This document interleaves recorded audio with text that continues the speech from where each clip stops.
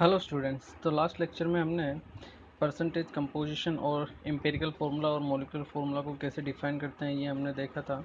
और empirical formula और molecular formula कैसे फाइंड आउट करते हैं अगर हमें किसी कंपाउंड में जितने भी अवेलेबल आपके एलिमेंट्स उनका अगर परसेंटेज पता हो तो हम कैसे एम्पिरिकल फार्मूला और मॉलिक्यूलर फार्मूला फाइंड आउट करते हैं, वो हमने लास्ट क्लास देखा था। इसके अलावा लास्ट क्लास में हमने डेंसिटी के बारे में भी पढ़ा था। Density is equal to mass upon volume. और एक और टर्म हमने पढ़ा था, दैट इज वेपर डेंसिटी, जो होता है आपका मोलिकुलर मास डिवाइड बाय 2। तो ये एक इम्पोर्टेंट फॉर्मूला है जो आपको याद रखना है। इसके अलावा हमने बैलेंस केमिकल इक्वेशन के बारे में पढ़ा था कि इक्वेशन जो होती है आपकी दो टाइप में होती है, एक होती है अनबैलेंस और दूसरी होती है आपकी बैलेंस केमिकल इक्वेशन। सॉरी। तो वहीं से हम आज आगे स्टार्ट करते हैं और आज हम पढ़ते हैं gravimetric analysis.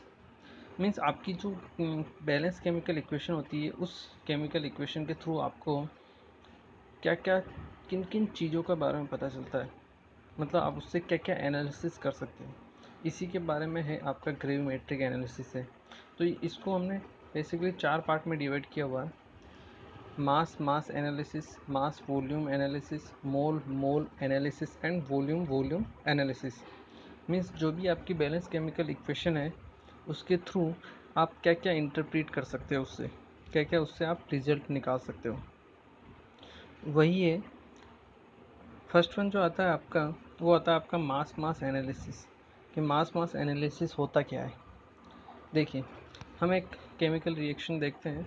Twice of KClO3 gives twice of KCl plus O2 oxygen 3O2 according to stoichiometry of the reaction.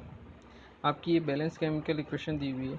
यहाँ पे आपको मोलिकुलर मास, अगर आपको KClO3 पोटेशियम क्लोराइड का अगर निकालना है, दैट इज़ पोटेशियम का होता है आपका 39, इसके अलावा क्लोरीन का होता है 35.5 और ऑक्सीजन का होता है आपका 16। सो टोटल आपका जो मोलिकुलर वेट होगा वो आएगा आपका 122.5 एक मोल का। इससे आपको मिलता है, अगर हम प्रोडक्ट में देखें तो KCl potassium chloride plus oxygen O2। तो पोटेशियम क्लोराइड का आपका मोलिकुलर वेट हो जाएगा 74.5 और ऑक्सीजन का हो जाएगा 32।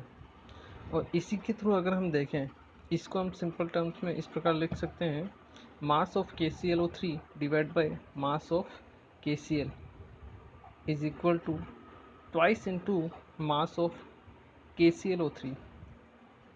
KClO3 के आपके 2 मोल हैं, तो 2 into 122.5 divide by mass of KCl के भी आपके 2 मोल हैं, तो 2 इंटू 74.5। या इसी को हम ऐसे भी लिख सकते हैं, mass of KClO3 divide by mass of O2 is equal to twice into 122.5 divide by 3 into 22। तो बेसिकली ये रिलेशन को आपको फाइंड आउट कर मतलब पता चल रहा है। इससे हम फाइंड आउट कर सकते हैं, मान लो आपको KClO3 का वेट दिया हुआ है और आपको O2 का वेट निकालना है, तो आप इस तरीके से निकाल सकते हो। या फिर आपको KClO3 का वेट दिया है या उसके मोल दिए हैं, मास दिया हुआ है और आपको KCl का मास निकालना है, तो आप इससे फाइंड आउट कर सकते हो इस मेथड के जरिए। इसके ऊपर बेस्ट एक आपको न्यूमेरिकल भी दिया हुआ है नीचे, वो हम देखते हैं। Calculate the weight of iron which will be converted into its oxide by the action of 36 gram of steam। आपको रिएक्शन भी दी हुई है, आयरन Fe जब रिएक्ट करता है H2O के साथ, तो आपका Fe3O4 ferric oxide plus H2 hydrogen gas निकलती है। ठीक है, ये आपको बैलेंस केमिकल इक्वेशन दी हुई है। और आपको वेट कैलकुलेट क्या करना है, आयरन का वेट कैलकुलेट करना है, which will be converted into oxide, जो कन्वर्ट होता है आपका ऑक्साइड में। और आपको यहाँ पे स्टीम जो H2O है, वाटर है, उसका वेट दिया हुआ है 36 ग्राम और आपको आयरन का वेट निकालना है। तो हम सोल्व कर सकते हैं, mole of Fe divide by mole of H2O is equal to, Fe के मोल हैं आपके 3, तो 3/4, H2O के मोल है 4, तो mole of Fe is equal to 3/4 into mole of H2O। तो mole of Fe is equal to 3/4 into mole of H2O is mass upon molar mass. तो mass है आपका स्टीम का 36 डिवाइड बाय उसका मोलिकुलर मास H2O का 18। तो यहाँ से आपके मोल ऑफ Fe आते हैं 3/2, मतलब 1.5 मोल। एक मोल Fe का वेट होता है आपका 56 ग्राम। तो वेट जो होगा आपका 3/2 मोल का, वो हो जाएगा आपका 3/2 इंटू 56, दैट इज़ 84.84 ग्राम। तो इस तरह से हम आयरन का वेट फाइंड आउट कर सकते हैं। ये जो सेकंड क्वेश्चन है, ये आपका प्रिंसिपल ऑफ एटम कंजर्वेशन के ऊपर डिपेंड है। इसको हम आगे सॉल्व करेंगे। नेक्स्ट एग्जांपल हम देखते हैं। ए solid mixture weighing 5 gram containing lead nitrate and sodium nitrate was heated below 600 degree centigrade until the mass of the residue was constant। आपको लेड नाइट्रेट दिया हुआ है और सोडियम नाइट्रेट दिया हुआ है, दोनों को आपको हीट करना है। दोनों के आपको ऑक्साइड मिलेंगे और तब तक हीट किया जाता है जब तक कि जो रेजिड्यू, जो बचा हुआ पोर्शन है, रेजिड्यू क्या होता है, जो बच जाता है रिएक्शन होने के बाद, जो प्रोडक्ट में बचता है। जो गैसेज होती है वो उड़ जाती है एटमॉस्फेयर में, लेकिन जो सॉलिड रहता है वो हमेशा बच जाता है, उसी को हम बोलते हैं रेजिड्यू। टेम्परेचर आपको 600 डिग्री दिया हुआ है, तो तब तक हीट करते हैं जब तक कि आपका मास जो होता है रेजिड्यू कांस्टेंट नहीं हो जाता, मीन्स आपकी सारी गैसें उड़ नहीं जाती है। If the loss of mass is 30%, जो लॉस है, हमने 5 ग्राम लिया था और 30% क्या हो गया, लॉस हो गया, मतलब बचा कितना रेजिड्यू में, 3.5 ग्राम। जो 1.5 ग्राम तो वो गैसेज था जो वो इवोपरेट हो गया। Find the mass of lead nitrate and sodium nitrate in mixture. तो हमें लेड नाइट्रेट और सोडियम नाइट्रेट का मिक्सचर का वेट अलग अलग फाइंड आउट करना है। ठीक है, एटॉमिक वेट आपको दिया हुआ है, लेड का 207, सोडियम का 23, नाइट्रोजन का 14 एंड ऑक्सीजन का 16। PbO NO3 का whole twice, lead nitrate Pb+2 और NO3 माइनस, तो PbNO3 का होल ट्वाइस। इसको जब हीट किया जाता है तो PbO लेड ऑक्साइड बनता है, प्लस साथ में NO2 और O2 बनती है। दोनों गैसेज होती है वो इवोपरेट हो जाती है, आपका रेजिड्यू में केवल PbO ही बचेगा। In the same sense NaNO3 sodium nitrate, इसको भी जब हीट किया जाता है तो NaNO2 प्लस O2 बचता है। O2 गैस एटमॉस्फेयर में रिलीज हो जाती है। अब लेट हम ऐसा करते हैं, लेड नाइट्रेट का जो वेट है मिक्सचर में वो हम x ग्राम मान लेते हैं। अगर लेड नाइट्रेट का वेट x ग्राम है और टोटल वेट 5 ग्राम है, तो सोडियम नाइट्रेट NaNO3 का वेट हो जाएगा आपका 5 माइनस x ग्राम। ठीक है, अब हम देखते हैं इक्वेशन के थ्रू कि 662 मीन्स 2 इंटू 331 क्या है, आपका मोलिकुलर मास है लेड नाइट्रेट का। तो 2 मोल आपको लेड नाइट्रेट के कंज्यूम हो रहे हैं, उससे आपके लेड ऑक्साइड कितना बन रहा है, 2 मोल। ठीक है, इसको हम मास में कन्वर्ट करें तो 662 gram of lead nitrate will residue 446। ठीक है, और लेड नाइट्रेट का हमने कितना ग्राम लिया हुआ, x ग्राम। तो आपको x gram of PbNO3 lead nitrate will give residue, that is 446 divide by 662 into x gram. तो ये आपके आ जाएगा 0.674 x ग्राम। ठीक है,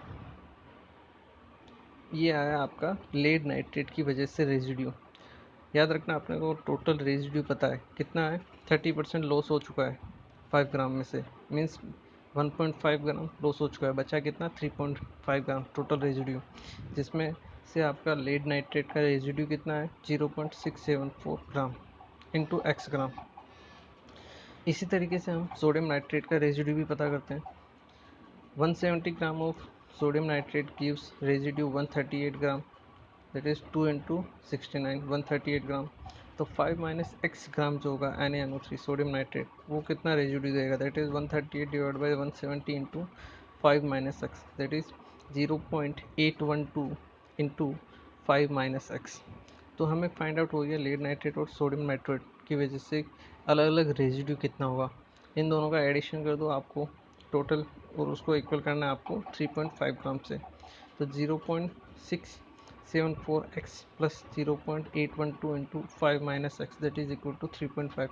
और इसे हम सोल्व करेंगे तो x की वैल्यू आपके पास आएगी 4.05 ग्राम। जो कि रेजिड्यू है आपका लेड नाइट्रेट की वजह से। टोटल 5 ग्राम है, तो सोडियम नाइट्रेट की वजह से आपका जो वेट होगा मिक्सचर में वो कितना होगा, 5 माइनस 4.05, दैट इज 0.95 ग्राम। तो हमें टोटल अलग अलग दोनों का वेट पता चल गया। नेक्स्ट क्वेश्चन हम देखते हैं।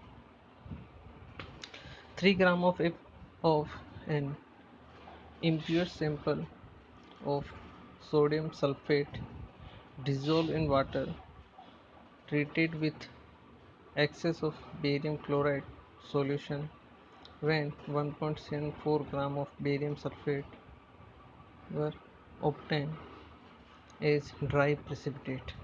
Calculate the percentage purity of sample. ठीक है, आपको एक इम्प्योर सैंपल दिया हुआ है सोडियम सल्फेट का Na2SO4 का 3 ग्राम है जिसका वेट, उसको हमने वाटर में डिजोल्व किया है और उसको ट्रीट किया है, उसकी रिएक्शन करा है किसके साथ, access of barium chloride BaCl2 के साथ।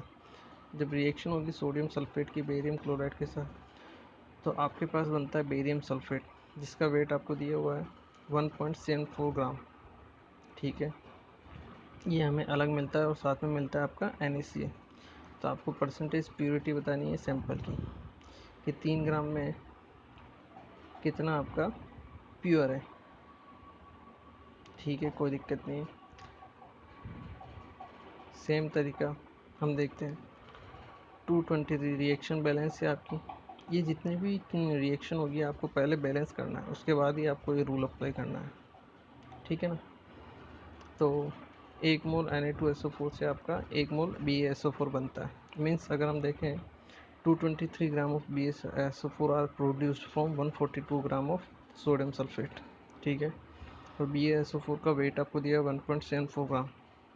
तो 1.74 ग्राम BaSO4 would be produced by 142 divided by 223 into 1.74, that is 1 is equal to 1.06 gram of sodium sulphate.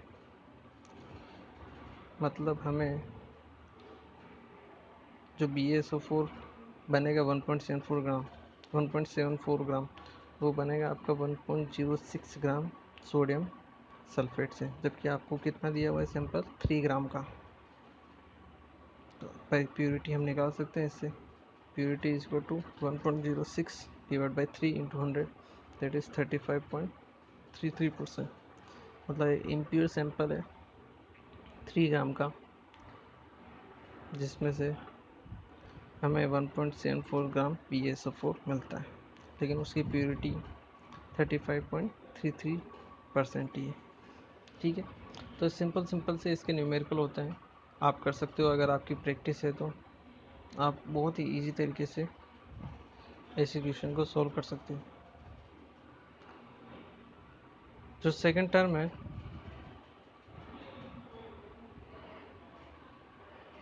वो है आपका मास वॉल्यूम एनालिसिस।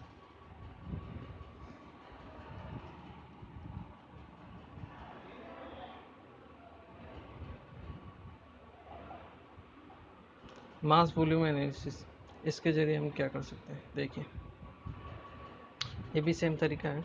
यहाँ मास की जगह वॉल्यूम काम में आ जाएगा, हमें पता ही है 1 मोल गैस इसके लिए अप्लाई होता है वॉल्यूम। 1 मोल गैस का STP पर जो आपका वॉल्यूम होता है वो होता है 22.4 लीटर 8 STP। उसी चीज़ को हम यहाँ अप्लाई करेंगे। अगेन सेम रिएक्शन है, twice of KClO3 gives twice KCl plus 3O2।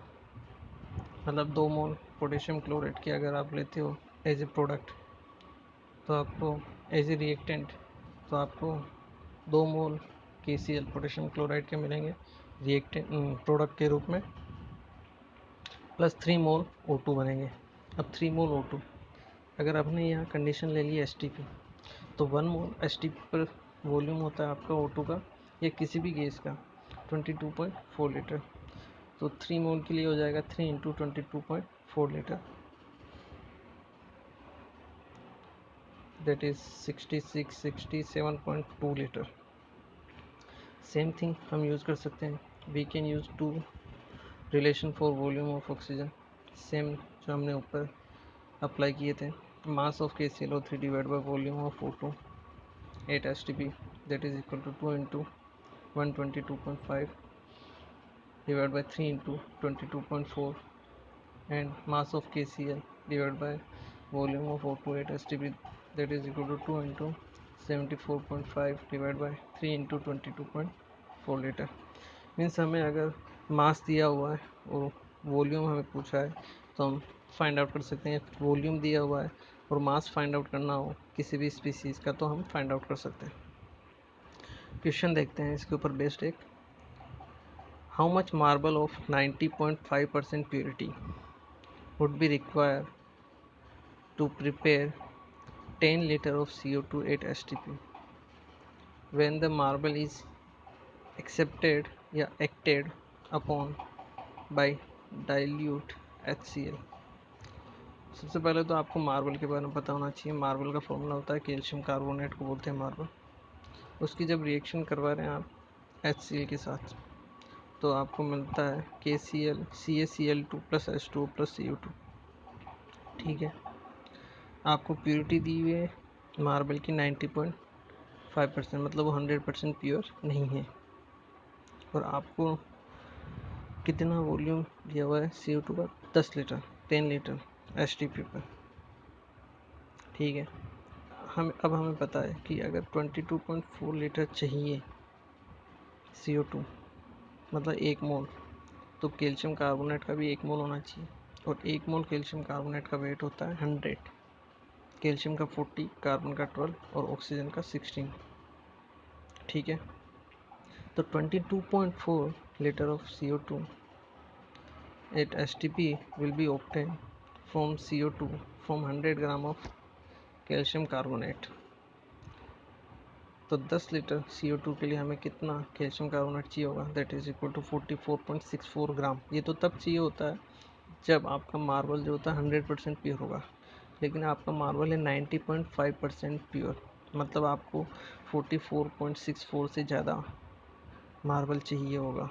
ठीक है, तो इम्प्योर मार्बल जो आपको रिक्वायरमेंट होगा दैट इज़ 100 डिवाइड बाय उसकी purity 90.5 into 44.64, that is equal to 49.326 gram.